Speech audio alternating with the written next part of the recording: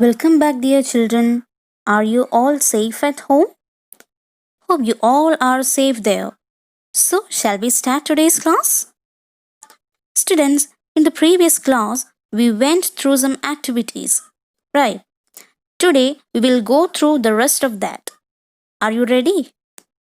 Okay, let's start. So, all of you take page number 95. We are going to discuss activity 1. Students, today we will discuss some grammar portions. All of you read the question given there.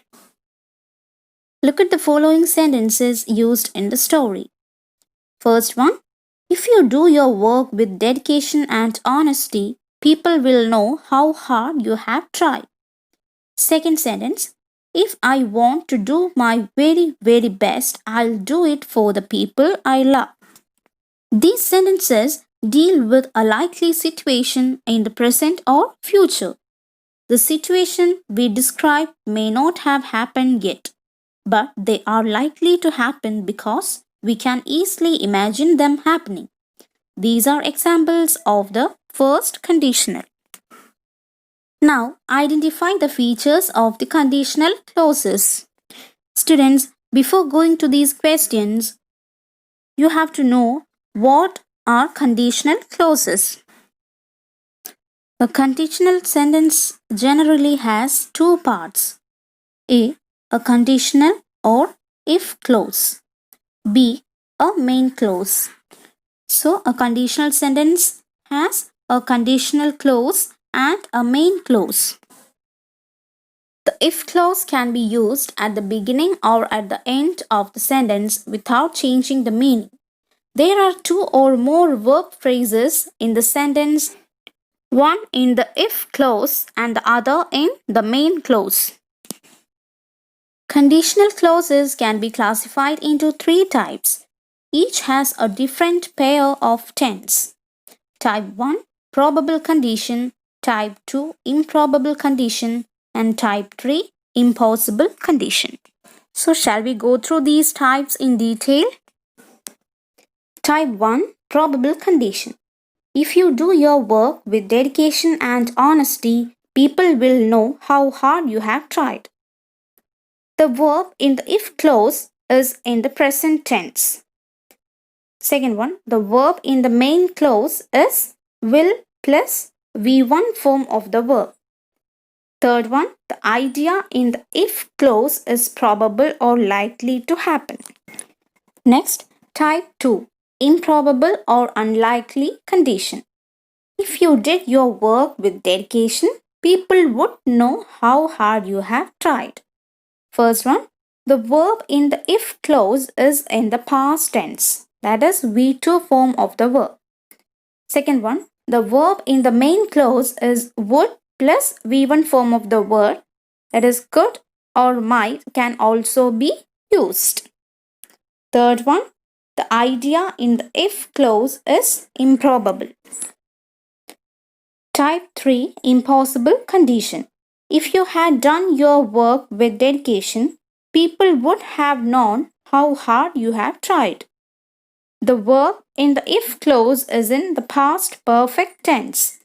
Second one, the verb in the main clause is would plus have plus V3 form of the verb. Third one, the condition is impossible to fulfill. Students, keep these notes in mind and find out the answers for these questions. This is a homework for you.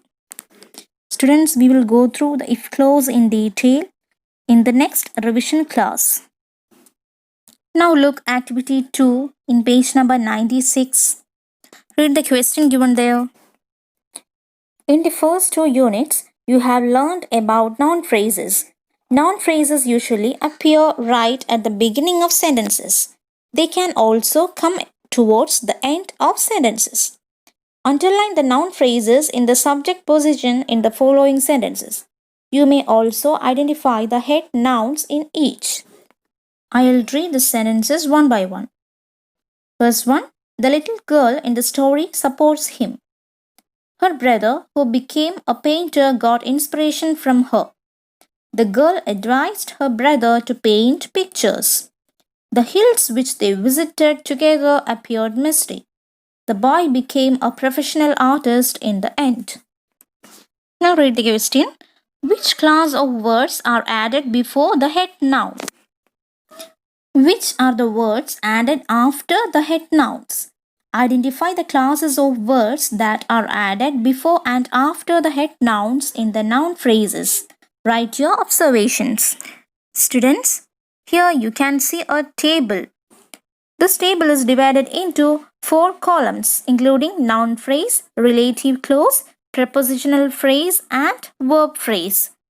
Here, the noun phrase column is again divided into 3 columns. They are determiner, adjective, and head noun. Now, shall we go through each of them in detail? First one, noun phrase.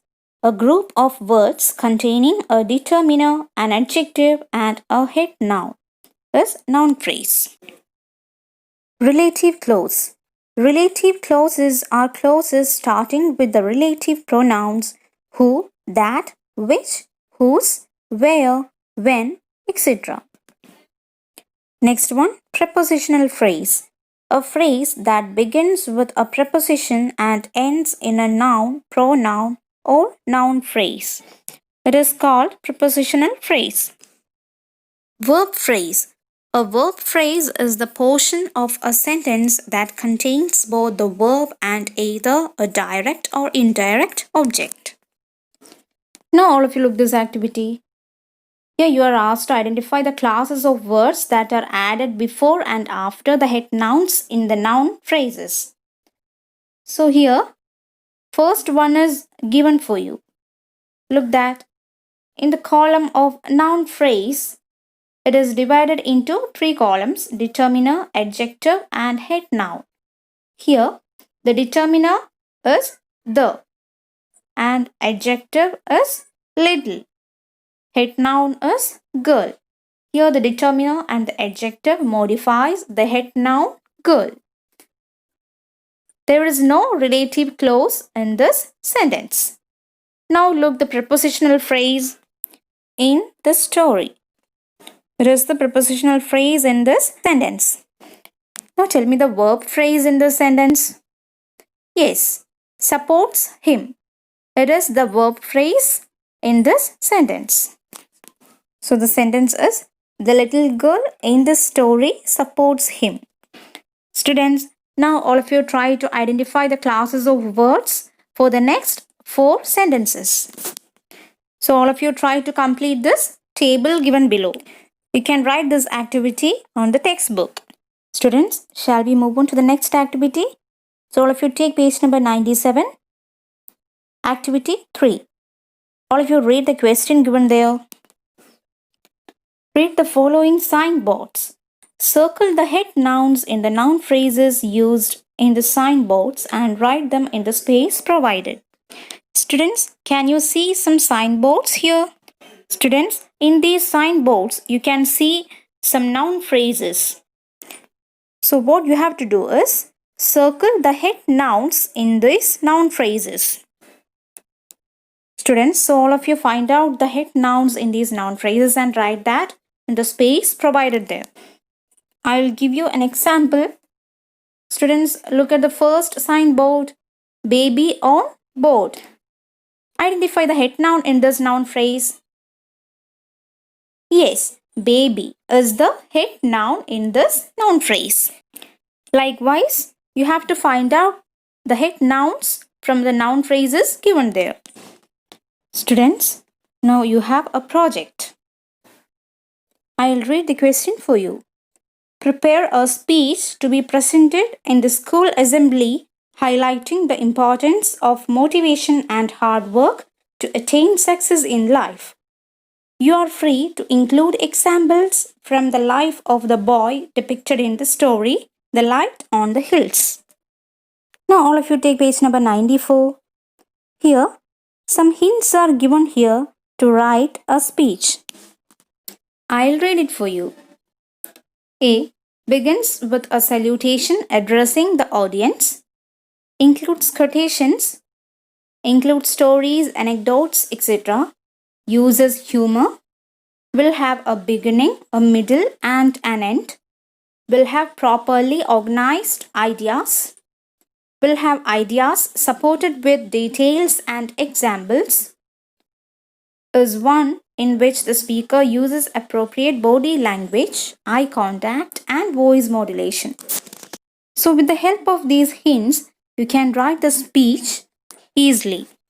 So, all of you try to write a speech and write it as a project. So, you have to write that in a paper. Students, hope you all understood today's activities. So, all of you write these activities as homework and write the project also. We will meet in the next class with a revision for the second midterm examination. So, all of you read the text and note thoroughly and ready for the revision. Thank you, dear students.